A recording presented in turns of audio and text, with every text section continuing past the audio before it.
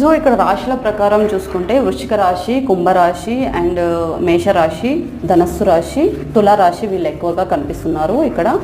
So, వీళ్ళు మీ persons ఎవరైతే ఉన్నారో మీ విషయంలో రిగ్రెట్ ఫీల్ అవుతున్నారో అంటే అవుతున్నారు, కానీ కొంచెం నెగ్లెక్ట్ అనేది ఎక్కువగా చేస్తున్నారు మీ పర్సన్స్. అండ్ మీ పర్సన్ చుట్టూ ఉన్నటువంటి సిచ్యువేషన్స్ అనేది చాలా నెగిటివ్గా ఉన్నాయి. మీ పర్సన్ మైండ్ సెట్ ఎంత కంట్రోల్గా, ఎంత పాజిటివ్గా తీసుకొని రావాలని ప్రయత్నించినప్పటికీ వాళ్ళ చుట్టుపక్కల ఉన్నటువంటి వాళ్ళు ఎవరైతే ఉన్నారో వాళ్ళు అనేది ఒక నెగిటివిటీ అనేది చాలా వరకు స్ప్రెడ్ చేస్తున్నారు. కాబట్టి మీ పర్సన్ వాళ్ళ మాటల్ని ఒకవైపు 50% తీసుకోకూడదు, 50% తీసుకోవాలా అన్నట్టుగా ఆలోచిస్తున్నారు. కాబట్టి మీ పర్సన్ ఎటువైపు డిసిషన్స్ అనేవి తీసుకోలేకపోతున్నారు.